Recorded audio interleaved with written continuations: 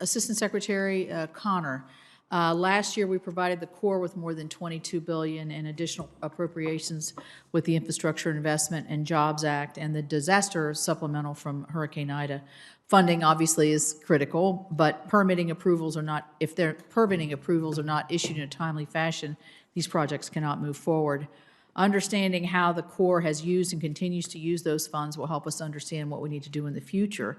So I guess the first question is a very broad one, but a status of the spend plans for those funds, and what is the Corps doing to help streamline the permitting and environmental review process so that we can get these projects moving?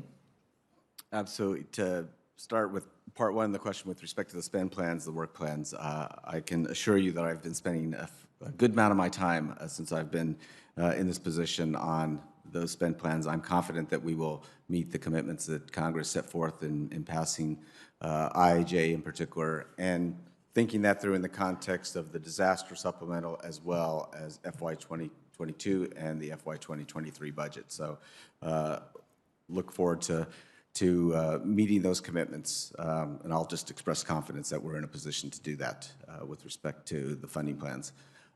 Moving on to the regulatory program, which you're exactly right, and there have been issues coming up in our regulatory program that I think about, and I know General Spellmon thinks about, in terms of we've got a lot of work to do, and so do a lot of other parties, and so we want to continue to promote, even in, quite frankly, a regulatory environment that's changing.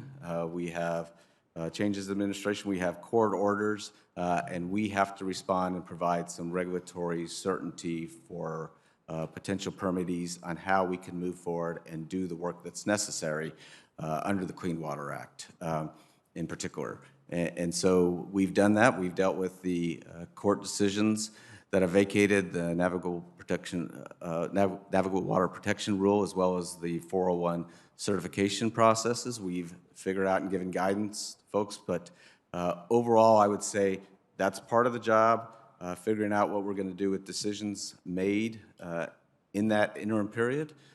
We've done that too. We're not going to go back and revisit all decisions that were made. We are trying to move forward in the processes, but recognize that there may be new information that may warrant revisiting some of those determinations. That's just going to have to play out, and that's a conversation we need to have with the actual permittees. And so moving forward, we want to give clarity now so we can move forward with business, and then we want to engage, as we've talked about during my confirmation process, Waters of the U.S., the two-step regulatory process, rulemaking process that's been proposed. Mm-hmm. Let's go back to pre-2015 now. That's a familiar landscape, and then move forward with a very rigorous process to get to a durable rule that hopefully gets us out of this litigation cycle. And that's what I said during the confirmation process. I believe it even more strongly now. Let me just ask a clarifying question there. Are you saying that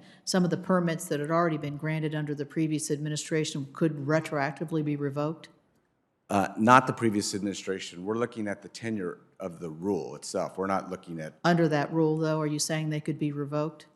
I think there is some legal risk that may exist. So not because the Corps of Engineers is going to go back and assess legal risks, but I think permittees are looking at that.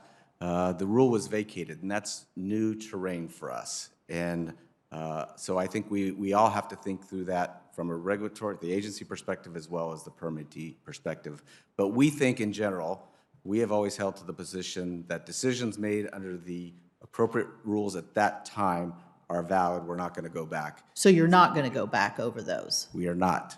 Okay. I thought you were saying in some cases you might have to with new information and other things. Well, there may be situations where we do that in consultation with the permittees because they may want to limit their legal risk. Okay. Okay. Let me ask General Spellmon, in Word of 2020, we talked about delivering projects that there was a provision defining economically disadvantaged communities. My understanding is the agency has not done that, so I want to know where the development of that definition is, and if you are following through with the directed language from that bill that said that you would use the economic distress criteria that EDA uses, And if you are following through on that directive, that you are using that as the definition, and where you are on this specific provision in the Word of 2020.